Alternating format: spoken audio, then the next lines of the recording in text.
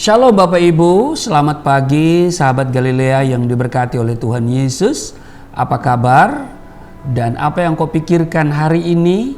Saudara, mari kita datang kepada Tuhan dengan hati yang bersukacita dan mengucap syukur. Apapun persoalan yang saudara hadapi hari ini, kita tanggalkan dulu itu. Mari kita mau datang di hadapan Tuhan dengan hati yang gembira, ya kan? Dengan hati yang mengucap syukur. Sebab Tuhan itu baik, sungguh baik dan teramat baik dalam hidup kita. Dia sudah nyatakan kebaikannya di sepanjang malam. Dia menjaga, menyertai dan memberkati petiduran kita. Dan hari ini kita bisa bangun dengan tubuh yang sehat, dengan kekuatan yang baru, semua karena anugerah Tuhan. Amin. Maka Tuhan minta kita hanya mengucap syukur, ya. Alkitab mencatat, mengucap syukurlah dalam segala hal, sebab itulah yang dikehendaki Allah di dalam Kristus bagi kita semua. Amin. Mari kita berdoa. Bapa Surgawi, Allah, di dalam nama Tuhan Yesus, dikuduskanlah namamu, datanglah kerajaanmu, jadilah kehendakmu di bumi seperti di surga. Saat ini kami datang, kami mengucap syukur, berterima kasih kepadamu sebab Engkau yang menyatakan kebaikanmu bagi kami dengan menjaga, menyertai dan memberkati istirahat tidur kami di sepanjang malam yang sudah berlalu. Dan oleh kemurahan-Mu saja kami ada sebagaimana kami berada. Bukan karena kami gagah, bukan karena kami kuat, bukan karena kami baik, tetapi semata-mata anugerah-Mu yang berlaku bagi kami. Kasih karunia-Mu kami terima hari ini. Terima kasih Tuhan. Dan saat ini sebelum kami masuki dunia kerja kami akan membaca, dengar, renungkan firman-Mu. Urapi kami semua, buka hati pikiran kami, urapi hamba-Mu yang tidak ada apa-apanya. Setiap kata kalimat yang keluar dari mulutku adalah kata kalimat penuh kuasa, penuh urapan, yang mendengar diberkati, berakar, bertumbuh, berbuah di dalam Engkau. Kami diamkan seluruh suara hati kami kecuali suara Tuhan kami mau dengar. Di dalam nama Tuhan Yesus kami siap dibentuk, kami siap diberkati. Setiap kita yang siap dibentuk, diberkati, berkata amin. Bapak Ibu, kita baca di Keluaran pasal 4 ayat 1-17, cukup panjang. Lalu sahut Musa, bagaimana jika mereka tidak percaya kepadaku dan tidak mendengarkan perkataanku, melainkan berkata, Tuhan tidak menampakkan diri kepadamu. Tuhan berfirman kepadanya, apakah yang di tanganmu itu? Jawab Musa, tongkat. Firman Tuhan, lemparkanlah itu ke tanah. Dan ketika dilemparkannya ke tanah, maka tongkat itu menjadi ular, sehingga Musa lari meninggalkannya. Ayat 4. Tetapi firman Tuhan kepada Musa, ulurkanlah tanganmu dan peganglah ekornya. Musa mengulurkan tangannya, ditangkapnya ular itu, lalu menjadi tongkat di tangannya. Ayat 5, supaya mereka percaya bahwa Tuhan Allah nenek moyang mereka, Allah Abraham, Allah Ishak dan Allah Yakub telah menampakkan diri kepadamu. Lalu firman Tuhan kepadanya, masukkanlah tanganmu ke dalam bajumu. Dimasukkannya tangannya ke dalam bajunya, dan setelah ditariknya keluar, maka tangannya kena kusta, putih seperti salju. Sesudah itu firman-Nya, masukkanlah tanganmu kembali ke dalam bajumu. Musa memasukkan tangannya kembali ke dalam bajunya, dan setelah ditariknya keluar, maka tangan itu pulih kembali seperti seluruh badannya. Jika mereka tidak percaya kepadamu dan tidak mengindahkan tanda mujizat yang pertama, maka mereka akan percaya kepada tanda mujizat yang kedua. Dan jika mereka tidak juga percaya kepada kedua tanda mujizat ini dan tidak mendengarkan perkataanmu, maka engkau harus mengambil air dari sungai Nil dan harus kau curahkan di tanah yang kering, lalu air yang kau ambil itu akan menjadi darah di tanah yang kering itu. Ayat 10, lalu kata Musa kepada Tuhan, Tuhan, aku ini tidak pandai bicara, dahulu pun tidak, dan sejak engkau berfirman kepada hambamu pun tidak. Sebab aku berat mulut dan berat lidah. Ayat 11, tetapi Tuhan berfirman kepadanya, siapakah yang membuat lidah manusia? Siapakah yang membuat orang bisu atau tuli? Membuat orang melihat atau buta? Bukankah aku, yakni Tuhan? Ayat 12, oleh sebab itu, pergilah, aku akan menyertai lidahmu dan mengajar engkau apa yang harus kau katakan. Tetapi Musa berkata, Tuhan, utuslah kiranya siapa saja yang patut kau utus. Maka bangkitlah murka Tuhan terhadap Musa dan ia berfirman, bukankah di situ Harun, orang Lewi itu, kakakmu? Aku tahu bahwa ia pandai bicara. Lagi pula ia telah berangkat menjumpai engkau. Dan apabila ia melihat engkau, ia akan bersukacita dalam hatinya. Maka engkau harus berbicara kepadanya dan menaruh perkataan itu ke dalam mulutnya. Aku akan menyertai lidahmu dan lidahnya dan mengajarkan kepada kamu apa yang harus kamu lakukan. Ia harus berbicara bagimu kepada bangsa itu. Dengan demikian, ia akan menjadi penyambung lidahmu dan engkau akan menjadi seperti Allah baginya. Ayat 17. Dan bawalah tongkat ini di tanganmu yang harus kau pakai untuk membuat tanda-tanda mujizat. Bapak Ibu, di ayat 10 dikatakan begini, Tuhan, aku ini tidak pandai bicara. Ini kata Musa ya. Dahulu pun tidak, dan sejak engkau berfirman kepada hambamu pun tidak.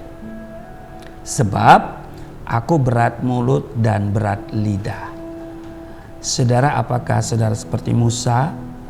Ya, berat mulut dan berat lidah untuk berbicara tentang firman Tuhan atau bersaksi tentang kebaikan Tuhan kepada orang lain.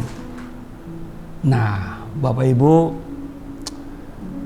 seperti Musa yang tidak bisa berbuat apa-apa, tapi kemudian diperlengkapi oleh Tuhan, dan Tuhan yang menjamin bahwa Tuhan akan menyertai lidahnya. Kita semua tahu bahwa di dalam Tuhan tidak ada perkara yang mustahil. Betul?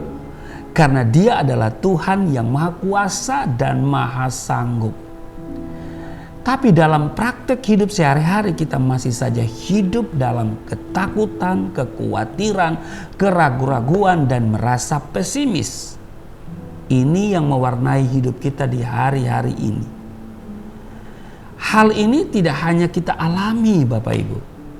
Musa pun pernah merasakan hal yang sama ketika Tuhan memilih dia untuk menjadi pemimpin atas umat Israel. Tuhan berbicara kepada Musa, pergilah, aku mengutus engkau kepada Fir'aun untuk membawa umatku orang Israel keluar dari Mesir. Itu di Keluaran pasal 3 ayatnya yang ke-10. Tuhan tidak pernah sembarangan dalam hal memilih dan mengutus seseorang. Kalau Tuhan memilih dan mengutus seseorang, ia pasti, sekali lagi, ia pasti akan memperlengkapinya dengan kuasa dan juga memberikan kemampuan ilahi kepada orang tersebut. Nah, untuk meyakinkan Musa tentang panggilan ini, Tuhan mendemonstrasikan kuasanya di depan mata kepala Musa sendiri. Mengubah tongkat menjadi ular, ya kan? Itu yang kita baca tadi, membuat tangan Musa kena kusta putih seperti salju, lalu memulihkannya, dan seterusnya dan seterusnya. Iya kan? Nah, Bapak Ibu, kita perhatikan bagaimana respon Musa. Ya kan? Berbagai alasan Musa sampaikan kepada Tuhan untuk menolak dan menghindar dari panggilannya. Dia katakan begini, Tuhan, Utuslah kiranya siapa saja yang patut kau utus. Itu di ayat 13 kan. Dia memberikan alasan begini, karena aku ini tidak pandai bicara, dahulu pun tidak, dan sejak engkau berfirman kepada hambamu pun tidak. Sebab aku berat mulut dan berat lidah. Itu di ayat 10 tadi. Ya kan? Nah, Bapak Ibu, bukankah kita sering berlaku seperti Musa, merasa diri tidak bisa, ya kan? Merasa diri tidak bisa berbuat apa-apa berhubungan dengan pekerjaan-pekerjaan Tuhan, ya. Apakah itu disuruh bersaksi, disuruh berdoa, apalagi disuruh menyampaikan firman Tuhan. Kita merasa tidak punya kemampuan dan bahkan kita cenderung pesimis. Saya mau katakan dengan baik, perhatikan. Tuhan tidak menuntut kita punya banyak keahlian atau segudang talenta. Tuhan tidak tuntut itu. Yang Tuhan inginkan dari kita adalah hati kita. Maukah kita dibentuk Tuhan? Ya kan? Ingat kasus Bileam? Ya kan? Seorang nabi Baal yang suka menerima upah untuk perbuatan-perbuatan jahatnya, yang kemudian ditegur Tuhan melalui seekor keledai. Ya kan? Di 2 Petrus pasal 2 ayat 16, tetapi Bileam beroleh peringatan keras untuk kejahatannya. Sebab keledai beban yang bisu berbicara dengan suara manusia dan mencegah kebebalan nabi itu. Bapak Ibu dengar baik, saya mau katakan begini. Kalau seekor keledai beban yang bisu dipakai Tuhan untuk menegur dan memperingatkan seorang Bileam, bukankah kita ini lebih berharga dari seekor keledai? Amin. Karena itu saya mau berikan ketegasan, jangan mengeraskan hati dengan banyak dalih atau alasan. Selagi panggilan Tuhan itu masih menggema, tidak usah banyak berdalih. Ya kan? Tidak usah banyak alasan. Kalau Tuhan panggil kita, Dia akan perlengkapi kita. Kalau Dia utus kita, Dia pasti menyertai kita. Amin. Jangan pernah sia-siakan kesempatan yang Tuhan beri bagi kita.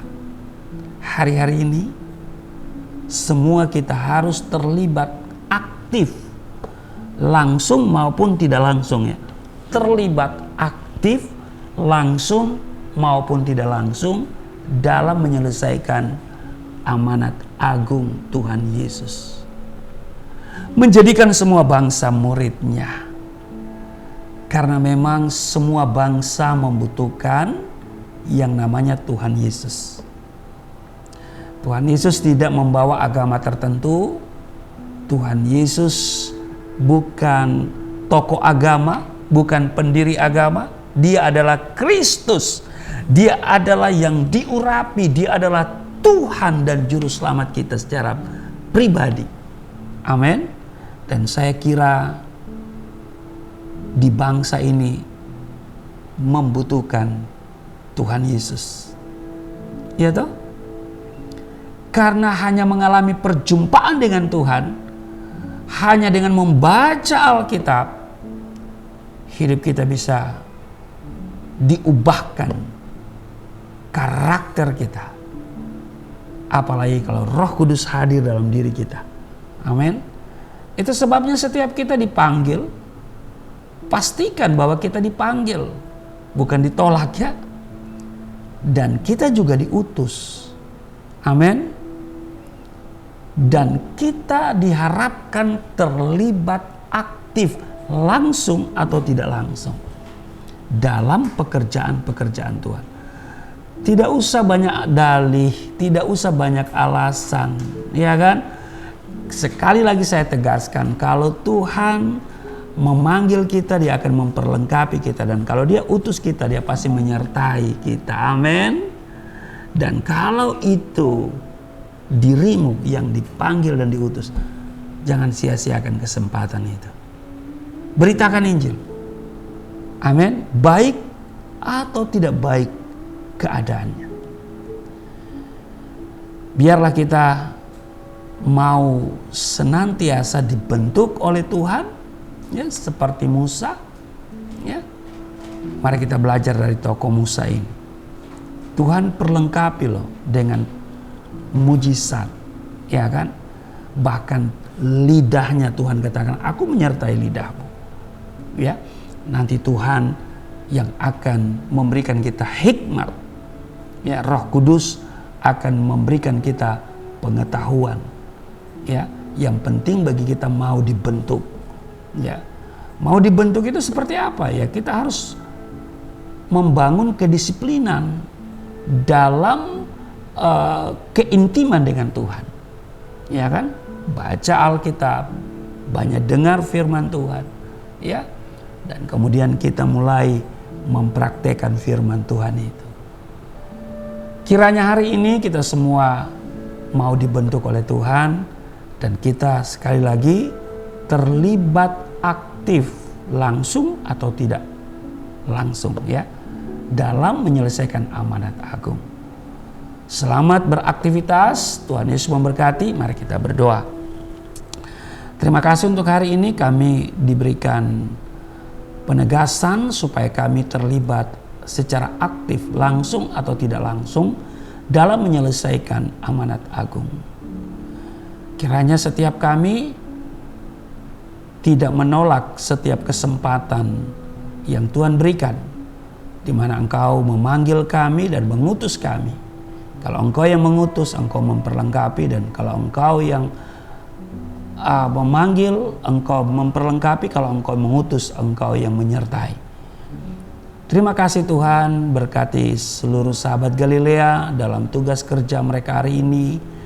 Tuhan beri perlindungan, Tuhan senantiasa memberikan mereka kekuatan untuk beraktivitas. Dibutuhkan semangat, berikan semangat untuk menyelesaikan pekerjaan di hari ini.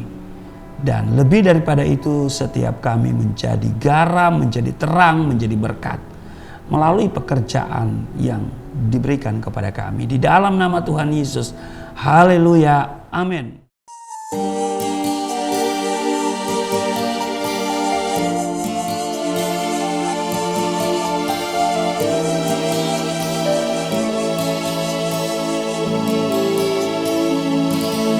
Bapa kami yang di surga, dimuliakanlah nama-Mu. Datanglah kerajaan, jadilah kehendak-Mu di bumi seperti di surga.